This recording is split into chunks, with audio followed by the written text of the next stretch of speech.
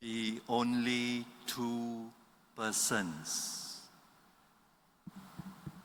that are sinless, Jesus, we know, and Mary. The only two without sin subjected themselves to purification, to being presented in the temple. As we have heard from the readings this morning, every firstborn male is supposed to be presented to the temple. And Mary, 40 days after Jesus was born, as Jesus was presented, she also supposed to be purified after giving birth. These were the laws that, as good Jews, were subjected to. Surely they could have said, Jesus himself, I am God, I am sinless, I do not need to be presented, I do not need to be baptized, I do not need to go through suffering. And yet, in the lives of Jesus and Mary, we see them subjecting themselves to the law of Moses, and lived as good Jews. What about us? Are we holier than God? Are we more capable? Do we think we are greater than the person next to us? Do we make comparisons? And how is my state of life today in light of what Jesus and Mary has gone through, teaching us about obedience? Obedience to God, obedience to the law, teaching us about poverty. If you read, they presented 2 pigeons because they were poor. They could not afford to present lamb or sacrifices of animals.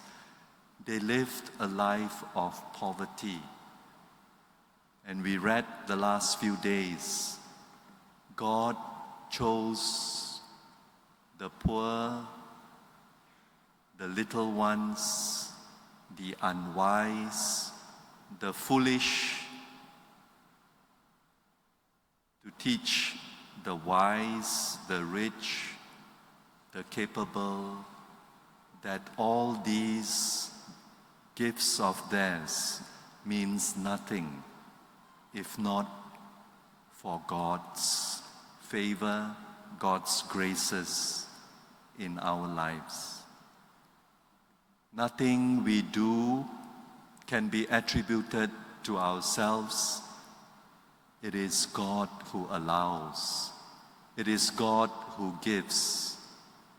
It is God who provides for us.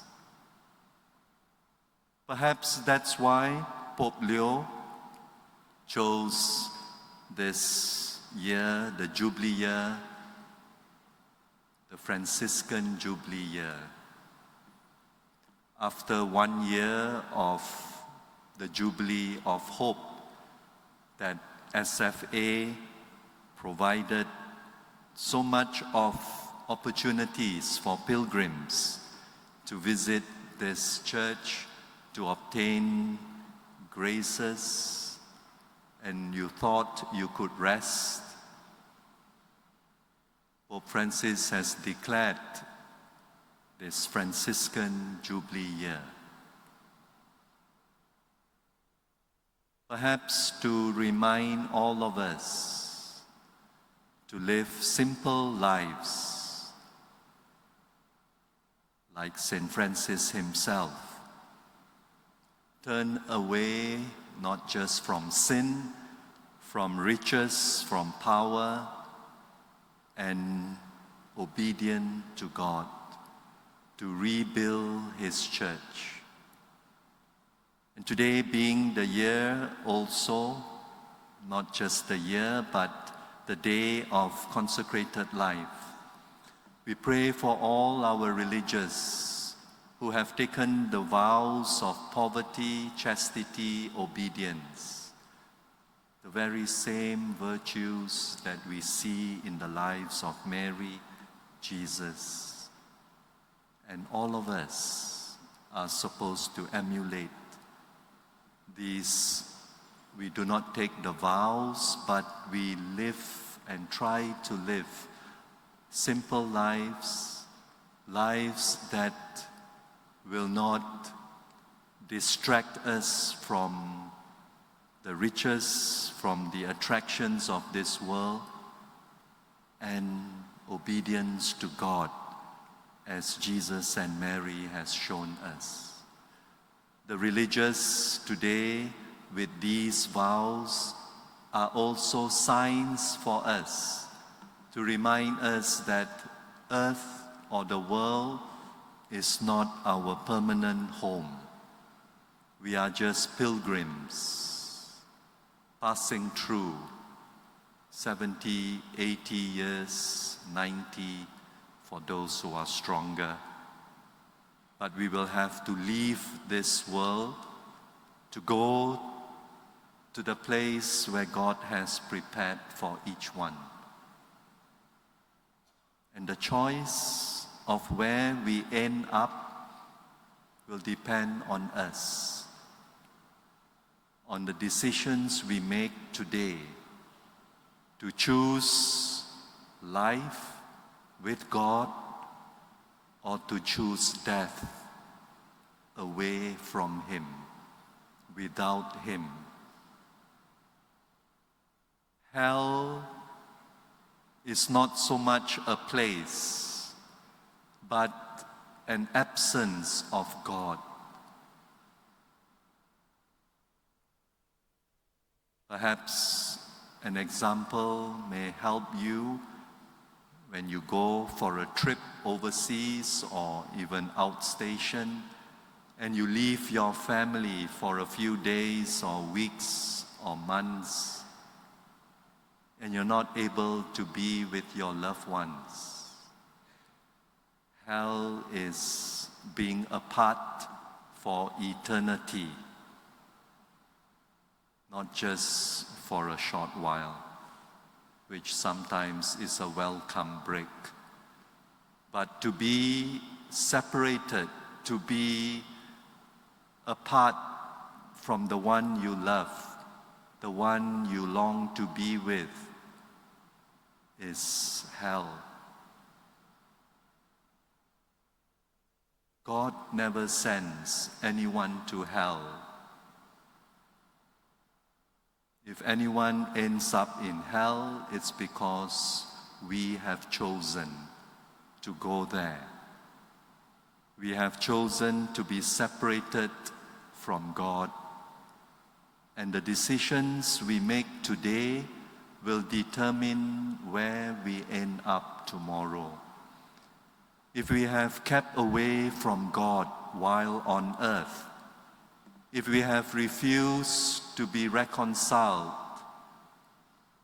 with God, if we refuse to forgive, if we refuse to be reunited with God, it means I do not want to spend eternity with Him also.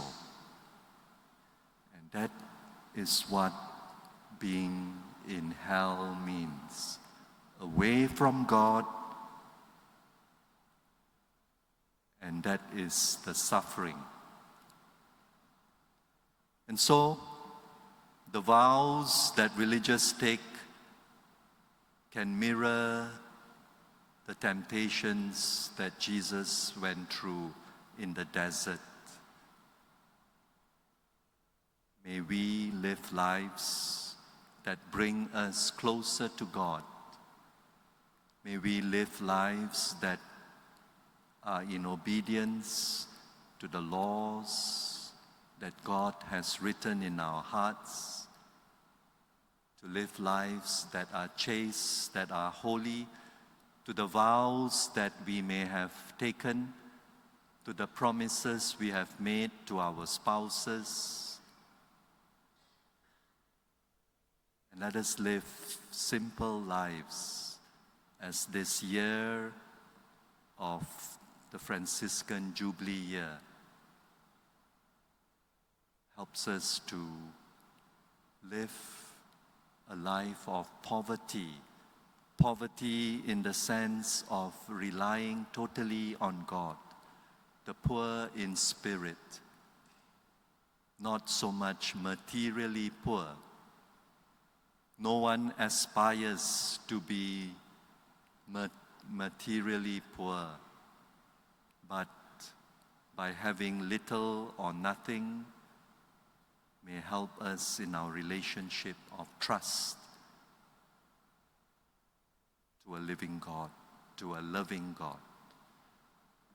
So my dear friends, may we continue to intercede and pray for each other, especially our religious in our midst in this parish, and those that we know, that they may be examples for us, that we will be examples to each other, to live lives of obedience, chastity, and poverty in spirit, so that we may truly depend on God for all our needs.